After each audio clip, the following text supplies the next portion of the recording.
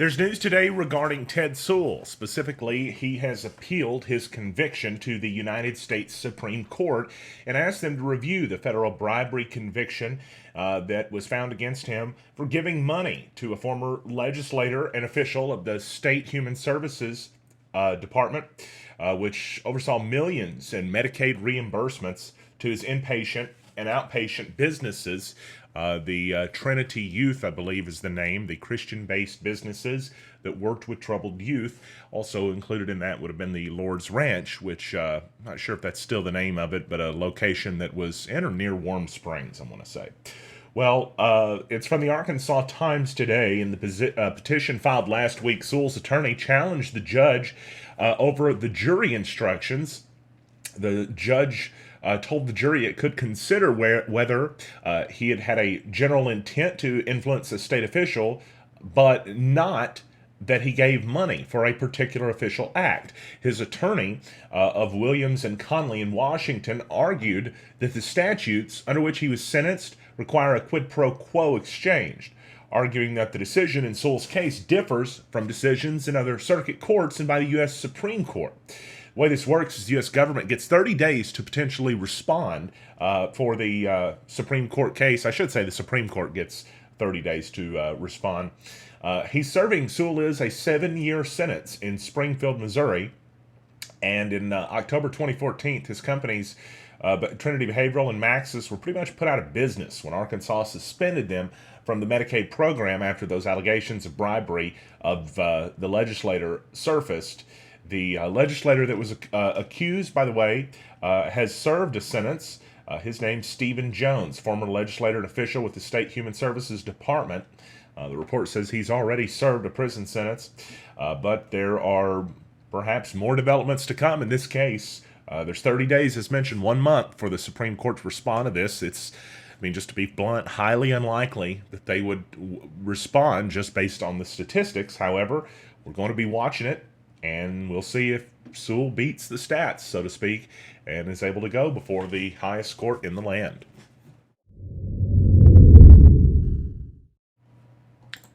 An underage driver was killed over the weekend in a traffic accident in Clay County. Arkansas State Police report it happened at 1:36 a.m. Saturday morning, it's June 23rd, on Clay County Road 181. Police say a male underage driver, the name not released, was driving a 2001 Ford F-150 south on the county road. The fatal crash happened when the vehicle failed to negotiate a curve and rolled over, the report said, ejecting the driver, who was pronounced dead at the scene by the Clay County coroner Jared Lowe. Another was injured, according to the incident report. The extent of the injuries were not specified. Names were not included in the report. The road conditions were listed as dry, with clear weather at the time of the crash, and the crash summary said the next of kin were notified.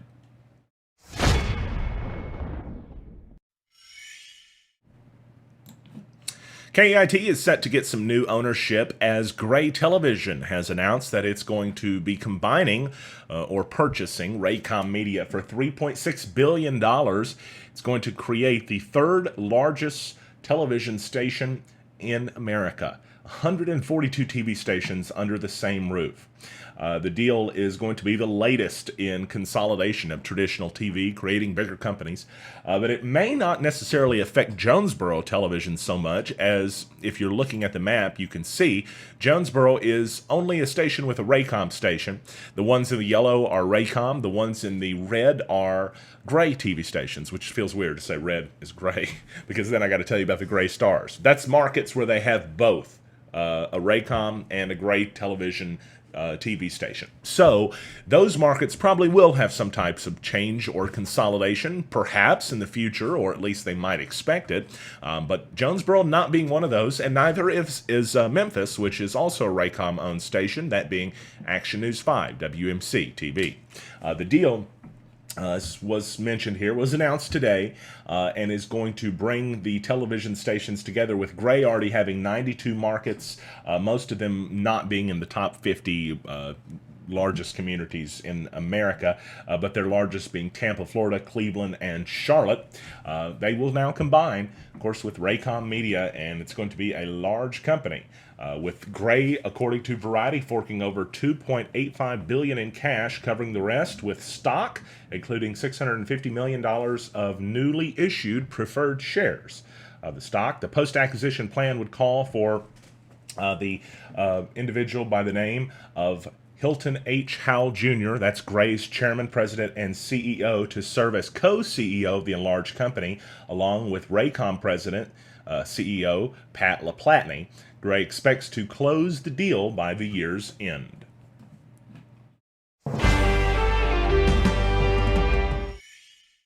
Well, we'll call it the Great Texas Roadhouse Debate of 2018 because KAIT reported today that the Texas Roadhouse restaurant chain is going to be opening an establishment in our community in Jonesboro, which is great news if you like rolls and if you like good food.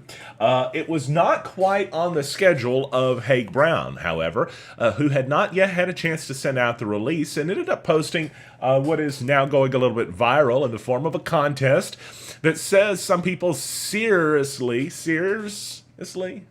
believe Texas Roadhouse is going here. It's the old Sears location, if you haven't figured it out. And they are throwing out the chances by asking folks, what do you think? Vote for a chance to win. Sears is an option, but they're saying it could be Kmart or maybe the land at Southwest and Keller's Chapel, or maybe buy Tacos for Life. It's one of those locations, but KAIT, it seems, got tipped off whenever a representative for Texas Roadhouse confirmed it to the TV station that they would indeed be opening up inside of Jonesboro. It could look like this. This is a Texas Roadhouse, not necessarily ours, but it gives us an idea as we begin fantasizing about those delicious rolls. You can't beat those. And I'm going to fill up on at least 20. Also, this is a picture of French fries with cheddar and bacon on it, but you can get that there too. It's a question of where it's going to be, but it's not a question of if it's going to be, as it would seem all but confirmed that Texas Roadhouse is going to be coming to Jonesboro, probably. That's based off of Haig Brown. They're saying they can confirm they've been working with him, but they said we can't make the announcement before a deal is closed, and we wouldn't blame them on that, although maybe Texas Roadhouse did. But either way, we're happy to see Texas Roadhouse on the way to Jonesboro.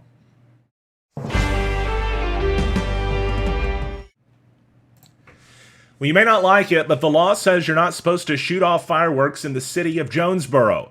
And yet every year it happens. But every year we always remind people what the law says, that yes, if you do it, you might end up having to pay more than just the cost of the fireworks. It might end up costing you $500 with a misdemeanor. Several locations in the city of Jonesboro you can buy fireworks from, but you just have to stay outside of those city limits to shoot those fireworks off. And we did verify that this morning with city spokesperson Bill Campbell. With Independence Day around the corner, many folks don't realize it's the most deadly holiday of the year. Spent some time doing some research today, posted it to neareport.com, and I found out a few things. For instance, there are tons of structure fires every year, vehicle fires, and other fires caused by fireworks. In fact, on July 4th, more fires are reported than any other day of the year, and 2 out of 5 of those will be caused by fireworks, the statistics say.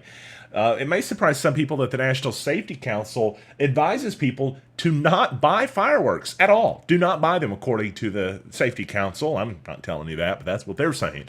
And they specifically warn against the M80s, saying that those could blow your arm off. I actually watched a video they had online. It was... Well, it was supposed to be an educational video, and I'm just going to be blunt. Everybody was laughing at it because it had these just foam dummies standing over the fireworks. I thought I would show that to y'all, but then I thought, I don't know. It's probably that may be more suitable for a comedy show. But we do want to tell you there is a fun fireworks event that is safe that you don't have to worry about because you can go out and have a blast without ever having to light a fuse yourself. This year, the fun folks at East Arkansas Broadcasters at 107.9 KFI, KISS FM, The Wolf, and other great stations are going to be hosting the Northeast Arkansas's first fireworks show of the year. Yeah, that's going to be 9 p.m. Tuesday, July 3rd, Joe Mack Campbell Park, and it's a free event to the public. Of course, you're probably going to want some mosquito spray if you've ever been outside around July 4th in Jonesboro. EAB is also going to have the second annual Red, White, and Blue Color Run on July 4th. I talked to my buddy Brandon Baxter this morning. He said they had a big, successful time with it last year, and they're hoping to continue with the success once again next week.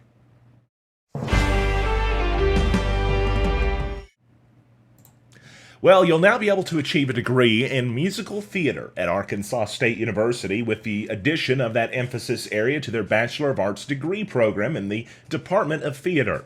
Musical theater joins other emphasis areas, including acting, directing, design, and technology, according to Associate Professor and Department Chair Tim Bone.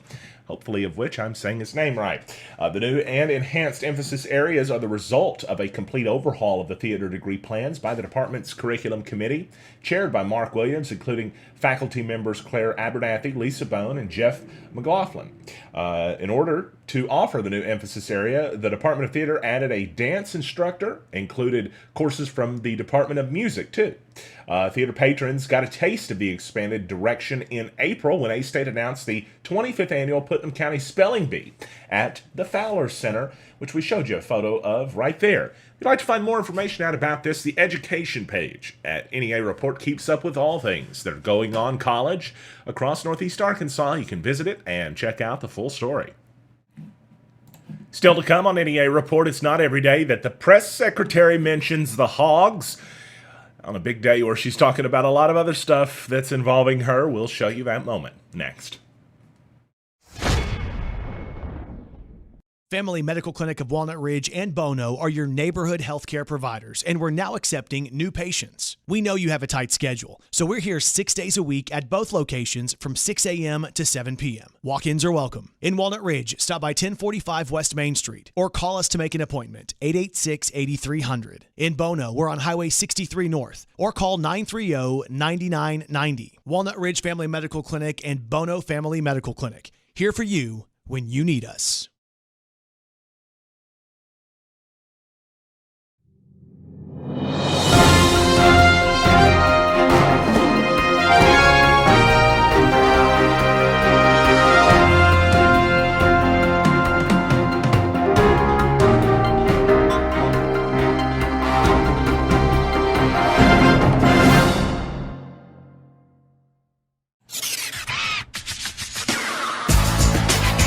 Time for a look at your new Wave Wireless weather forecast. Home with a $49 iPhone screen repair. Home with some warmer temperatures on the way for us this week, too, as we're also looking for a chance for showers and thunderstorms to continue into the evening hours tonight.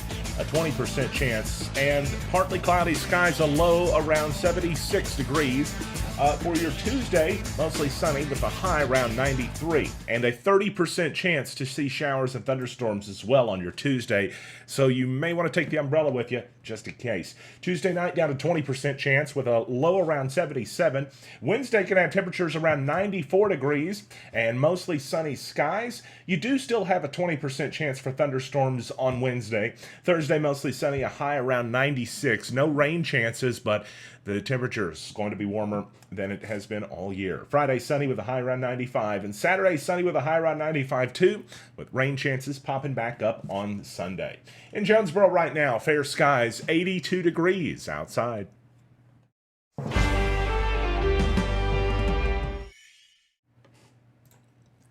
Over the past year, 12 men have graduated from a program that's going to meet again tomorrow night at the United Methodist Church in Jonesboro at 5:30 for dinner, 6:15 for worship, and every Tuesday night.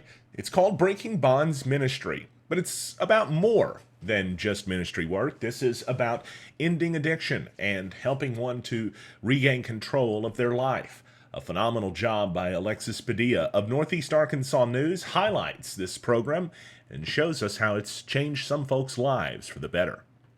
I was at a point in my life where I actually considered ending my life. This house is marking a turning point for Brandon Murphy. After a 2-year battle with opioid addiction, Murphy is getting a new start. Thanks to Breaking Bonds. Murphy, along with 17 other men, are living in this house for a treatment program. Nobody judged me for what I'd done or what I didn't do. It's pretty much a sanctuary. Breaking Bonds is a faith-based nonprofit that works with men battling addiction. The program is 7 months long and is absolutely free. During their time in the house, members go over biblical training, business, leadership, and financial courses. Helps men not only be free from the bondage of sin, but also from the state. You know, a lot of guys that come through here have court cases. They don't have driver's license. They don't know how to move forward in life, and one of the things the program teaches them is how to do that. Murphy says this recovery program is different because of the time they get to work on themselves. You know, every man that comes in here knows how to work, but a lot of times that's what gets us in the hole that we were in, because we're trying to fill a void in our life with work, and it's not anything we can do with our hands. It's something that has to do with our heart. Currently, Breaking Bonds is able to hold 20 men inside this house right here. They are looking to expand, though. Groundwork can already be seen on their latest project.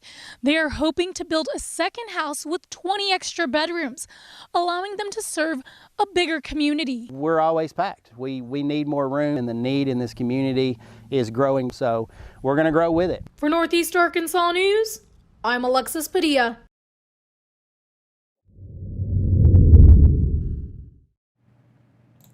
An interesting moment from the White House press secretary's briefing earlier today, just actually a short time ago, that I wanted to share with y'all. It's her introduction, and it's only about 2 minutes long.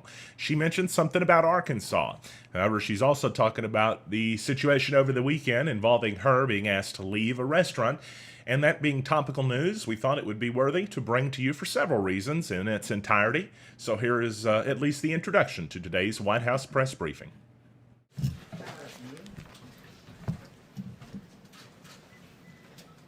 Many by now have heard that I was asked to leave a restaurant this weekend where I attempted to have dinner with my family. My husband and I politely left and went home. I was asked to leave because I work for President Trump. We are allowed to disagree, but we should be able to do so freely and without fear of harm. And this goes for all people regardless of politics. Some have chosen to push hate and vandalism against the restaurant that I was asked to leave from.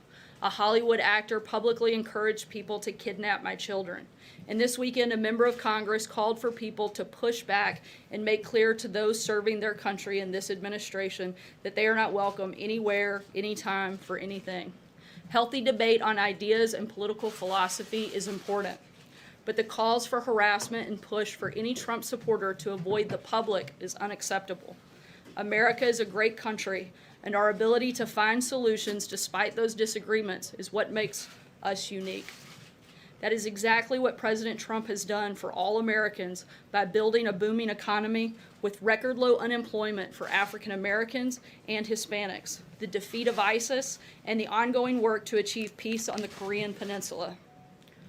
Earlier today, the President spoke with the new President of Colombia and congratulated him on his recent electoral victory.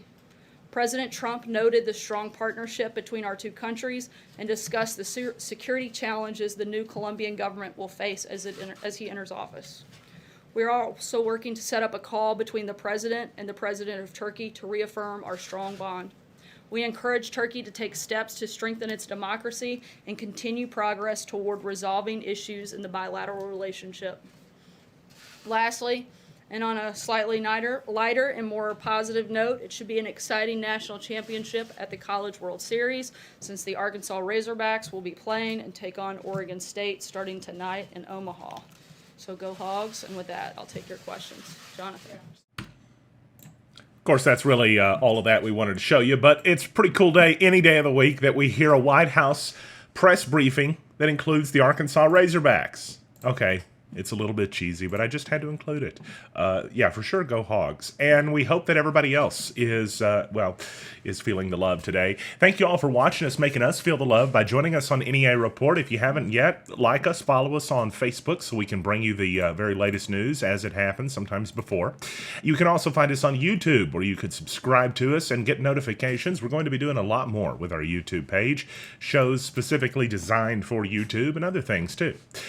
We appreciate everybody for joining us this afternoon. A little bit later of a broadcast, as some stuff was going on that, a lot of stuff started stacking up on us news-wise, but we definitely wanted to bring those stories to you. Apologies for the weird intro that began the show, a little bit of a technical error, but thanks everybody for bearing with us.